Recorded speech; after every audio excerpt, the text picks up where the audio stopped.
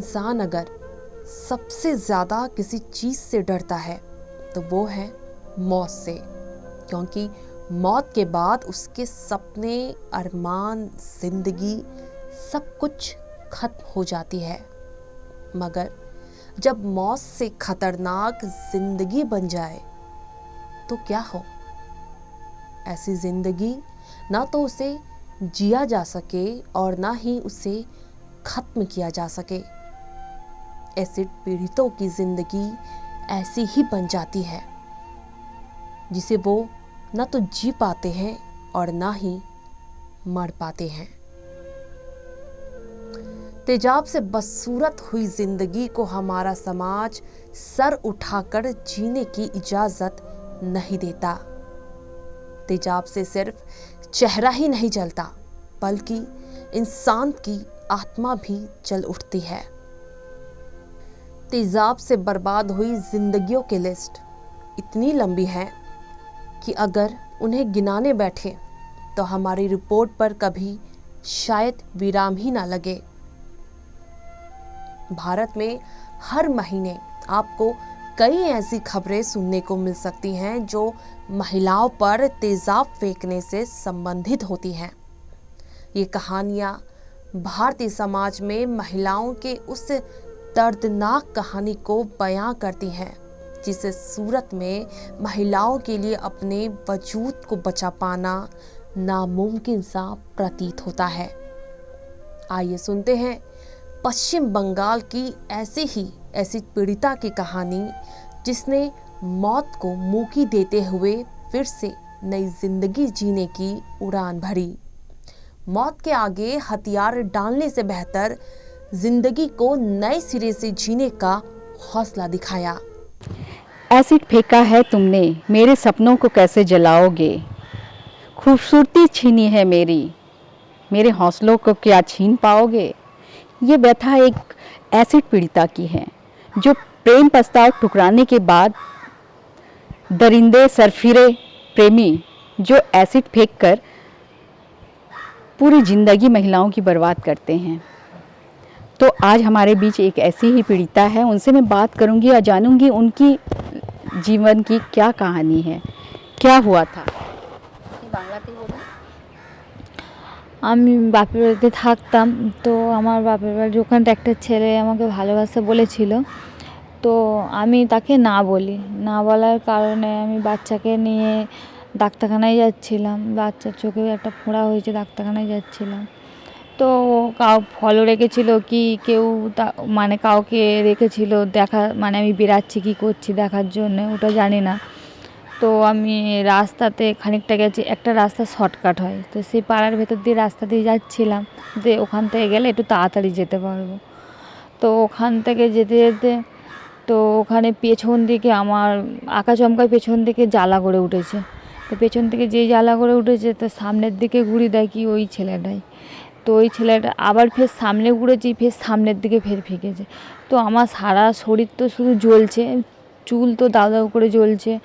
তো সবাই বলছে অ্যাসিড মেরেছে, অ্যাসিড মেরেছে। তো প্রতিবেশী মানে বাইরের যে পাড়ার যে লোকগুলো আছে সেগুলো বলছে অ্যাসিড মেরেছে। আমি তো আর জানি না যে ওটা অ্যাসিড। তো আমি জলের জন্যে খুব করছি, সারা শরীর জ্বলছে, তো চুলও তো দাউ দাউ করে জ্বলছে। তো এত বাচ্চাটা কোলে ছিল, বাচ্চাটাকেও সাইডে আমি ফেলে দিয়েছি যে নিজের যা হয় হোক বলে একজনদের বাড়িতে ঢুকে গেছিলাম। তো তারা বলছে তুমি বাইরে বেরিয়ে যাও, আমাদের বাড়ি এক্ষুনি ধরে যাবে, আমি জল দিচ্ছি, তোমাকে জল দিচ্ছি, তুমি বাইরে বেরো। তো আমি ভাবছি এবারে আমি তো জলের জন্য করছি, তাদের কথা শুনছি না, জল খুঁজছি তাদের বাড়ির ভেতরে, তাও ঢুকে যাচ্ছি। তো তারা দৌড় দিয়ে দিচ্ছে। তো দেওয়ার পরে সামনে একটা পুকুর ছিল, সেই পুকুরটাই লাফ কাটি আমি। সেই পুকুরটা লাফ কেটে আমি শুধু মানে ডুবেই যাচ্ছি, একটার পর একটা ডুবেই যাচ্ছি যে যাতে আমার মানে জ্বালাটা কমে। তো কমছে না। ওখান থেকে আমি আবার উঠে এবারে এত সারা শরীর এত জ্বালা করছে, চুল তো বিনুনি করা ছিল, সঙ্গে সঙ্গে জ্বলতে জ্বলতে খসে পড়ে যায়। যাওয়ার পরে একটুকুনি শাড়ি বেঁচেছিল, তো শাড়িটা ভালো করে মুড় দিয়ে আর বাচ্চা দুটোকে নিয়ে তো ওখানকার লোকেরা একটা পাড়ার মধ্যে মানে রাস্তাতে রোড থেকে একটা রিক্সা ডেকে নিয়ে এসেছিলো, ও নিয়ে আমাকে রোডে তুলে দেয়। তো তো উনি বলছে পয়সা ছাড়া আমাকে রোডে তুলবে না। তো আমি সে মুহূর্তে পয়সা কোথায় পাবো, আমি তো জ্বালার চোটে কোথায় ছুঁড়ে ফেলে দিয়েছি। তো আবার সেটাকে খুঁজে সেটা খুঁজছি, ব্যাগটা নইলে নিয়ে যাবে না, খুঁজে খুঁজে আবার ফের সেই পয়সার ব্যাগটা খুঁজে বার করে আবার ফের ওনাকে 20 টাকা দিতে উনি আমাকে রোডে পৌঁছে দেয়। দিতে ওখান থেকে আমি আবার ফের আর ডাক্তারখানায় যাইনি, বলি এখান থেকে যদি আমার কিছু হয়ে যায় তো আমি, বাচ্চাগুলো তো কিছু জানে না, বাচ্চাগুলো কোথায় কী হয়ে যাবে, নিজে মরে যাই যেন বাচ্চাগুলোকে বাড়িতে রেখে মরতে পারি। তো ওখান থেকে ফের অটোতে উঠে ওখান থেকে আমি বাড়িতে আসি। বাড়িতে এসে আমার বাড়ির লোক, আমার বর কাজে গেছিলো, তো আমাদের বাড়িতে আর কেউ নেই। তো সেই জন্যে এবারে জ্বালায় আমি ছটকাচ্ছি, ঘরের ভেতরেই শুধু জল ঢালছি, যা জল ছিল সব জল ঢালছি। আমার বাচ্চারা খুব কাঁদছে, মানে যেখানে হাত দিচ্ছি সেখান থেকে পুরো ছাল উঠে চলে যাচ্ছে। আর নেটের ব্লাউজ তো পুরো গলে আমার শরীরে ঢুকে গেছে, প্রচুর জ্বালা যন্ত্রণা করছে। আমি তো ছটকাচ্ছি, আমার ছেলেমেয়েরা আমার দেখে খুব কাঁদছে, কান্নাকাটি করছে দেখে পাড়ার লোকেরা এসে বলছে কি হয়েছে। এবারে আমার মেয়ে বলছে আমার মা পুড়ে গেছে, আমার মা খুব জ্বালা করছে, আর আমি তো ছটকাচ্ছি। তারা এসে কাঁচি দিয়ে কেটে কিছুটা ব্লাউজ শরীর থেকে বার করেছে, করে এবারে আমার হাজব্যান্ডকে ফোন করে, তার তো আসতে দেরি হবে। তো ওরা নিজেরাই আমাকে আমতলা হসপিটালে গিয়ে ভর্তি করে। আমতলা হসপিটালে ভর্তি করতে ওখানে ডাক্তারটা আমাকে দেখে, আমার বাচ্চারা কাঁদছে দেখে, আমার বাচ্চারও পড়েছে, বাচ্চাও খুব কাঁদছে, তো দেখে ওরা নিজেদের পয়সা থেকে আমাকে মোলামারি কিনে নিয়ে এসে আমাকে শরীরে লাগাচ্ছে যাতে একটু জ্বালাটা কমে।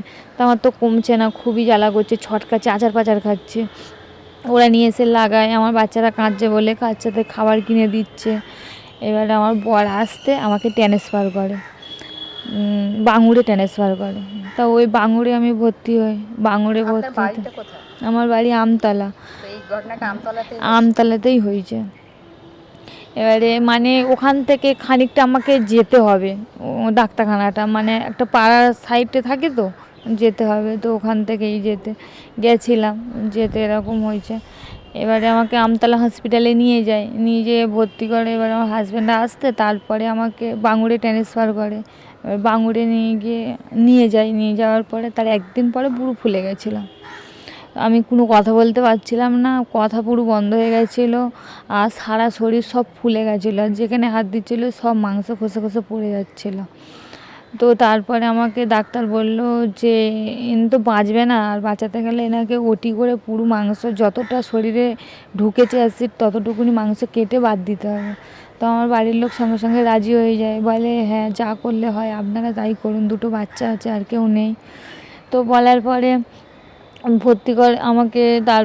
তারপর দিনকে আমার ওটি হয়, ওটি হয়ে পুরো সারা শরীরের মাংস পুরো খাবলা করে কেটে পুরো বাদ দিয়ে দেয় সারা শরীরে, শুধু 2টো পা ভালো ছিল, পুরো কেটে বাদ দিয়ে দেয়। দেওয়ার পরে এবারে যখন প্রচুর তো কষ্ট, যত ড্রেসিং করে তখন তো আমি তো পুরো সেই বেডের নিচে লুকিয়ে থাকতাম, যে যখনই আমার ডেট হবে তখনই বেডের তলায় লুকিয়ে থাকবো, ডাক্তার বলবে ও নিশ্চয়ই লুকিয়েছে। কেননা যখন আমাকে ড্রেসিংটা করে খোলে তখন আমার সারা শরীর চিরে রক্ত বেরোয়, ওটা ড্রেসিংটা খুলে এত কষ্ট হয়। তো করার পরেও তাও কমেনি, ওখান থেকে শরীরে পোকা হয়ে যায় এবারে আমার মা বলছে আর বাঁচবে না, তো কি করবো, আমরা তো গরিব মানুষ, আমরা এত টাকা খরচা করতে পারবো না। তারপর বেশি দিন রাখলে এবার বলছে বেড ভাড়াও দিতে হবে। তো আমার বাড়ির লোক আবার সেই আমাদের পাশে যে প্রধান আছে তাদের কাছ থেকে সই নিয়ে আসে বেড ভাড়াটা ফি করার পরে এবারে যত দামি ইঞ্জেকশন আরে আমার তো লাগছে, সব তো কিনে দিতে হবে, দিতে পারছে না, যে কটা জিনিসপত্র বন্ধক ছিল সব দিয়ে করছিল। তো শেষ হয়ে যাওয়ার পরে তখন বলছে আর তো আমাদের কিছু নেই, আর বাঁচাতে পারবো না, কেননা আমরা এত খরচা করব কী করে বলে আমি তো কাঁদছি যে আমার বাচ্চা দুটোকে আমি আর দেখতে পাবো না, আমি কাঁদছি খুব। এবারে তখনই আমাদের এই অ্যাসিড সাহেবের অফিস থেকে একটা বউ আমার কাছে যায়, গিয়ে বলছে যে দিদি তুমি এই কার্ডটা রাখো, এখান থেকে তুমি কিছু টাকা পাবে, তোমার হাজব্যান্ডকে বলো যোগাযোগ করলে তোমার চিকিৎসাটা হয়ে যাবে। তো আমার বরকে দিই ওই কার্ডটা দিতে, ও এখানে এসে স্যারদের সাথে কথা বলতে, স্যারটা বললো হ্যাঁ কিছু পাওয়া যাবে বললো।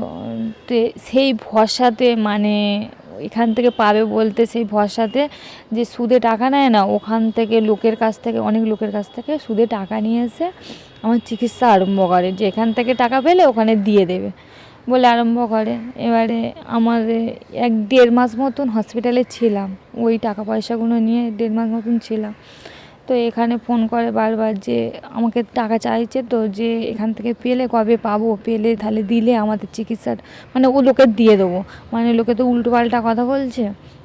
তো এখান থেকে পেতে পেতে 1 বছর হয়ে গেছিলো, কিন্তু এখান থেকে আমাকে 3 লাখ টাকা সরকার থেকে সাহায্য করে। এবার সরকার থেকে 3 লাখ টাকা দিতে আমি যত মানে আমার দেনা ছিল, যে যত সুদ করে টাকা নিয়ে যার তার কাছ থেকে নিয়েছিলাম, সকলকে আমি ওই টাকাটা সঙ্গে সঙ্গে তুলে নিয়ে সব শোধ করতি।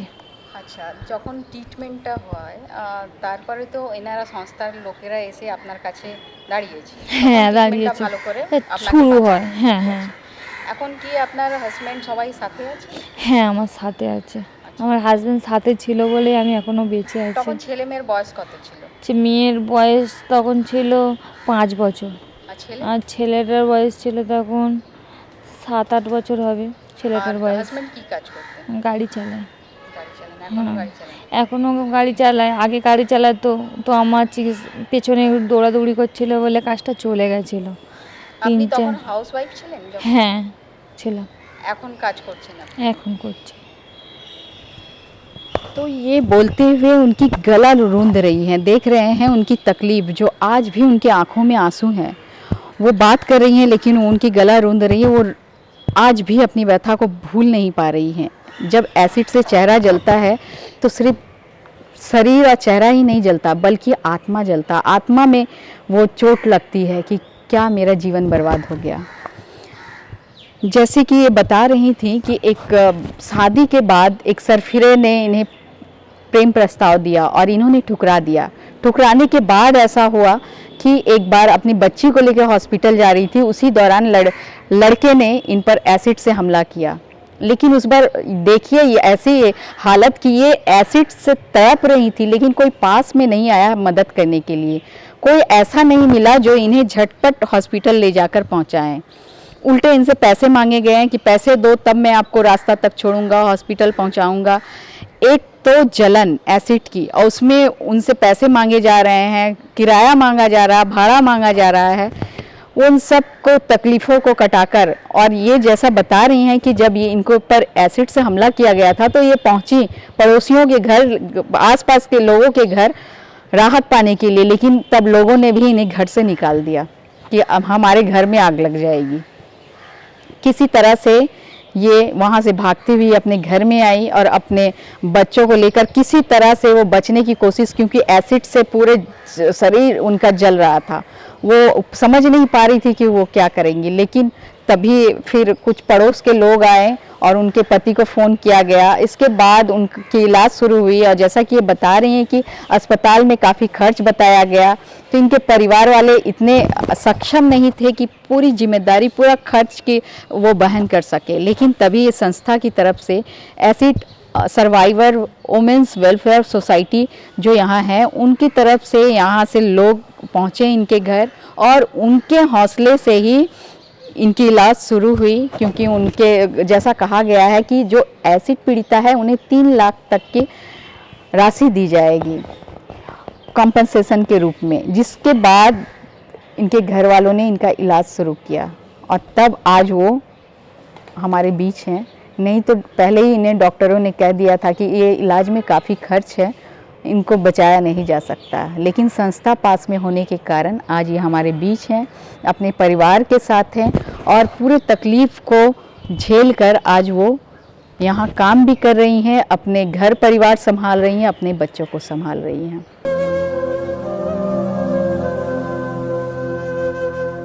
एसिड पीड़िताओं को लेकर उनके दुख दर्द को समझने वाली, उनके साथ खड़ी होने वाली एक संस्था है। कोलकाता में मुख्यालय है इस संस्था का। इस संस्था के जो कोऑर्डिनेटर है वो हमारे बीच मौजूद है। मैं उनसे बात करूंगी और जानूंगी क्या कुछ इनको लेकर काम किया जाता है। दादा, सबसे पहले आप मुझे अपना नाम बताएं और संस्था का नाम बताएं, क्या है? हम हैं दिव्यालोक रायचौधरी और ये संस्था सर्वभारतीय जो संस्था में आप लोग आए हैं ये है acid survivors and women welfare foundation, जिसका हेडक्वार्टर कोलकाता में है, बालीगंज सर्कुलर रोड में। और हम लोग का चैप्टर है दिल्ली, बॉम्बे, भुवनेश्वर, चेन्नई, ये सब जगह में हम लोग का चैप्टर्स है। किस तरह से काम करती है संस्था? तो ये सर्वभारतीय जो संस्था है ये सर्वप्रथम है इंडिया में। जो लोग पहले सोचे थे कि एसिड पीड़ितों के लिए कोई ऑर्गेनाइजेशन नहीं है, कोई काम नहीं करते, इसीलिए 2010 साल में ये ऑर्गेनाइजेशन फॉर्म किया गया था under the leadership of doctor HP खनोरिया। और हम लोग जो करते हैं कि एसिड सर्वाइवर, एसिड पीड़ित जो है उनके लिए हम लोग मेडिकल हेल्प, लीगल हेल्प और सबसे ज़रूरी और इम्पॉर्टेंट चीज़ है रिहैबिलिटेशन, ये काम में हम लोग जुड़े हुए हैं। दादा एक बात पूछना चाहूँगी कि इनको किस तरह से हेल्प किया जाता है, कैसे आप लोग उन तक पहुँचते हैं या वो लोग खुद आपके तक पहुँचेंगे? नहीं, हम लोग का जैसा है कि हम लोग कोलकाता पुलिस के साथ या डिफरेंट जो जगह में नाम बोले हैं इन सब का पुलिस के साथ हम लोग जुड़े हुए हैं, उनके साथ कोलैबोरेशन में हम लोग काम करते हैं। फिर गवर्नमेंट हॉस्पिटल्स के साथ भी हम लोग काम करते हैं। तो हॉस्पिटल से या तो पुलिस से हम लोग को सूचना मिलती है कि ऐसा हुआ है, ऐसा काम हो रहा है, तो उस समय हम लोग उनके पास पहुंचते हैं। या तो मीडिया भी एक तो बहुत इम्पोर्टेंट रोल है, जब हम लोग देखते हैं कि न्यूज़पेपर में या न्यूज़ चैनल में ये खबर आए तो हम अपना टीम, अपना रिप्रेजेंटेटिव को हम लोग उनके पास पहुंचाते हैं, जैसे कि उनका क्या हेल्प ज़रूरी है, उनको कैसे हम लोग थोड़ा सा रिलीफ दे सकते हैं, यही चीज़ हम लोग उनके साथ बात करके उनका थोड़ा सा रिलीफ करना चाहते हैं। उनको माने अगर कोई पीड़िता है तो उनको कुछ कॉम्पनसेशन दिया जाता है, कुछ हाँ, क्या है उसमें? सुप्रीम कोर्ट का वर्डिक्ट है कि minimum compensation of 3 lakh should be paid. तो 3 लाख मिलने में थोड़ा सा मुश्किल होता है क्योंकि तुरंत सबको पता भी नहीं चलता है, तो उसका प्रोसेसिंग होता है, तो उसमें हम लोग हेल्प करते हैं।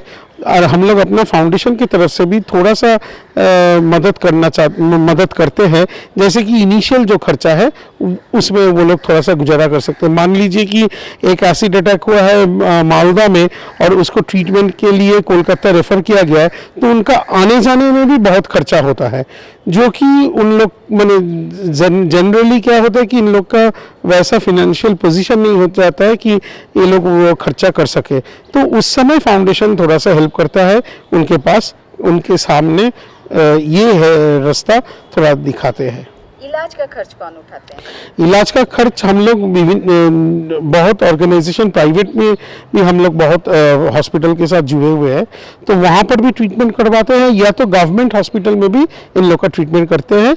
तो उसमें थोड़ा सा नॉमिनल कुछ खर्चा वर्चा लगता है तो फाउंडेशन हेल्प करते हैं, अदरवाइज वो गवर्नमेंट हॉस्पिटल में आप तो जानते हैं कि वहाँ फ्री ट्रीटमेंट होने का बात है, तो वो वही होता है। एक एसिड पीड़िताओं को जो ट्रीटमेंट मिलता है उसमें क्या खर्च होता होगा, क्योंकि चेहरा पूरा झुलस गया? हाँ, वो तो प्लास्टिक सर्जरी या उसके साथ और भी बहुत माने कॉम्प्लिकेशन होता है। किसी का आँख में होता है तो आँख चला जाता है, तो आँख का ट्रीटमेंट करना पड़ता है। किसी को अगर एसिड पिलाया गया हो तो उनका इसोफेगस जल सकता है, उनका ट्रीटमेंट होता है। तो ये सब नॉर्मल से बहुत सा ट्रीटमेंट है, बट मेन प्लास्टिक सर्जरी भी एक तो इम्पॉर्टेंट है, बर्न ट्रीटमेंट इम्पॉर्टेंट है, ये दोनों चीज़ है।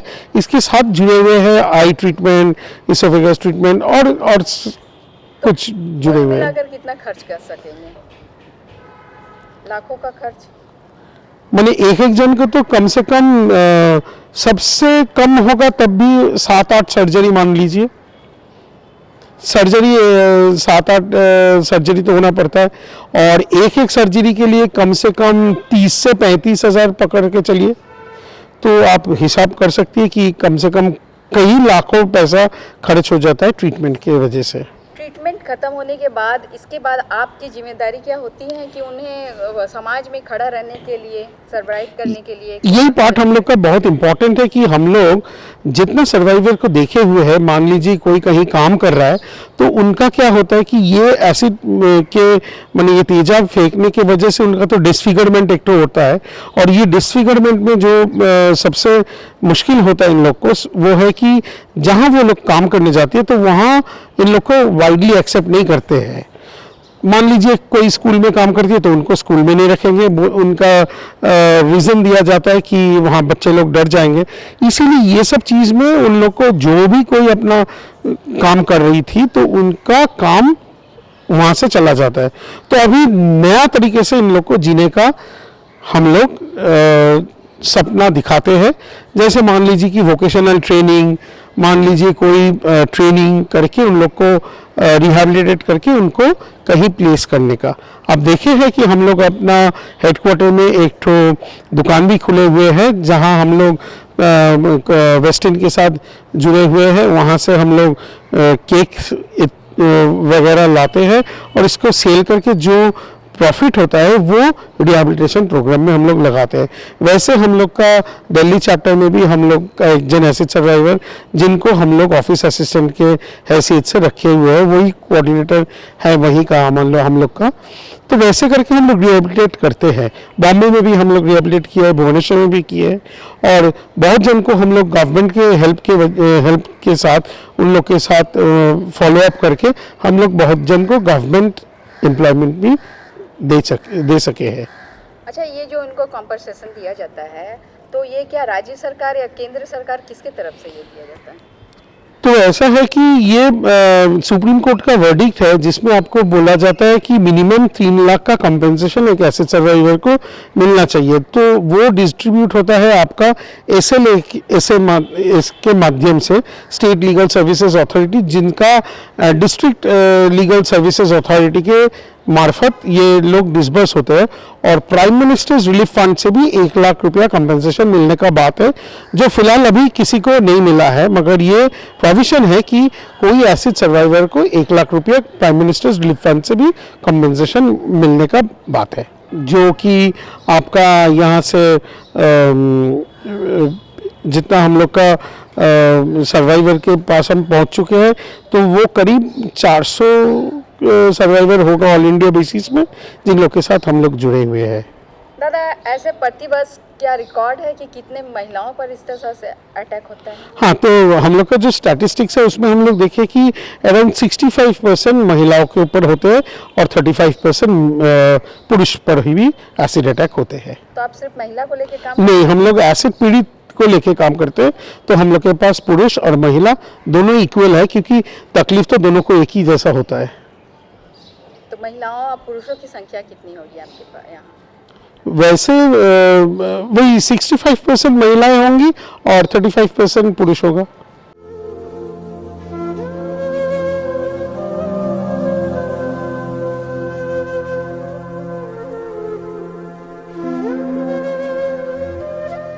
Acid survivor and welfare foundation जो पिछले कई वर्षों से इन पीड़िताओं को लेकर काम कर रही हैं, उनका यही कहना है कि एसिड पीड़िता में सिर्फ महिलाएं ही नहीं बल्कि पुरुष भी शामिल है। उन्होंने बताया कि प्रेम प्रस्ताव ठुकराने के कारण या फिर विवाह का प्रस्ताव ठुकराने के कारण महिलाओं पर तो अटैक होता है, लेकिन पुरुषों पर जो तेजाब से हमला किया जाता है वो अक्सर प्रॉपर्टी को लेकर इस तरह के हमले किए जाते हैं कि प्रॉपर्टी को लेकर जो दुश्मनी होते हैं उस तरह से हमले किए जाते हैं। लेकिन ये संस्था है जो कई वर्षों से काम कर रही है और ये संस्था का यही उद्देश्य रहा है कि पीड़िताओं को अच्छे से अच्छा इलाज मिल सके और वो फिर से पूरे हौसले और उम्मीद के साथ फिर से आम जीवन, वो पूरे समाज में रहकर आम जनजीवन गुजार सके, अपनी जीवन को सुचारू रूप से चला सके। इसी कोशिश में ये संस्था की तरफ से आप हमारे पीछे देखेंगे तो इस तरह से एक छोटा सा दुकान नुमा बनाया गया है, शॉप कह सकते हैं, केक बिस्किट कुकीज वगैरह। ये इसी तरह से संस्था की तरफ से छोटे छोटे दुकान करके उन पीड़िताओं को जिन्हें काम नहीं मिलती हैं उनको यहाँ पे रखा जाता है, काम दिया जाता है और भी कोशिश की जाती है कि वो समाज में फिर से उठकर खड़े हो सके। कैमरामैन मनोज सिंह के साथ मैं प्रीति पासवान, CN राष्ट्रीय, कोलकाता।